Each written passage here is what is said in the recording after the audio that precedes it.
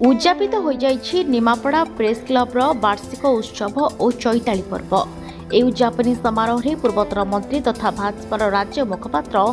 समीर रंजन दास मुख्य अतिथि भाव में जोगदे निमापड़ा विकसित हेले ही ओडिशा विकसित हेब। विकसित ओडिशा पाई राज्य सरकार प्रतिश्रुतिबद्ध भाव में प्रयास और उद्यम चलाइछन्ति बोली कहिथिले समीर रंजन दास।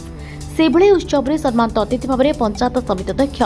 शंकर भोई, वरिष्ठ युवनेता और सामाजिक कर्मी अरुण प्रसाद दास, वरिष्ठ आईनजीवी नरेंद्र कुमार दास, विशिष्ट सीपीआई नेता देवेंद्र साहू, निमापड़ा प्रेस क्लब संपादक रमाकांत बेहरा प्रमुख, सभापति अक्षय बेहरा प्रमुख जोग देथिबा बेले उद्यापनी संध्या परिवेशित होइतिला। कोणार्क नाट्य मंडपर प्रतिष्ठित नृत्य शिल्पी द्वारा ओडिसी नृत्य और ओडिशार ख्यातनामा कंठशिल्पी नाजिया जायती और साथी मानक द्वारा आकर्षण नृत्य संगीत और मेलोडी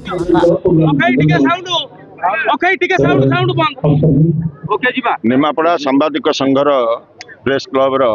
द्वितीय संध्या आज चैताली अवसर में समस्त प्रेस बंधु मैंने अत्यंत आनंद उत्साह सहकारे कार्यक्रम कर प्रेस तो हूँ समाजर चतुर्थ आखि बोली मु कहि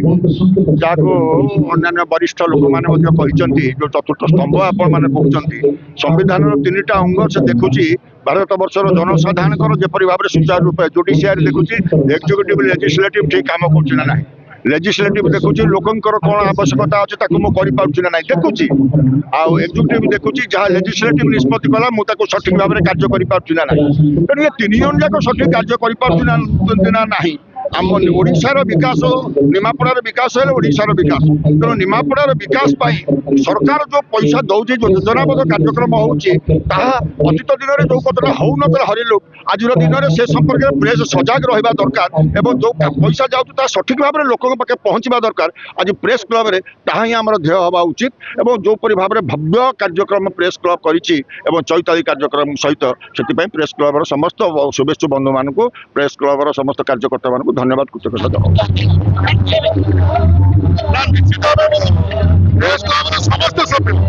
समस्त सभ्य को मो तरफ आंतरिक कृतज्ञता ज्ञापन करी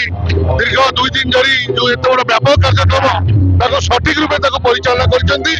विशेषकर जो युवक मैंने युव सांबादिक मैंने परिचालना करना मुख्य दायित्व सुचारू परिचालना से जदियो नुआ किंतु कार्यक्रम मत बहुत भल लगे से बहुत बहुत धन्यवाद अर्पण करुँ। निमापड़ू सत्यजित आचार्य रिपोर्ट सूचना मीडिया।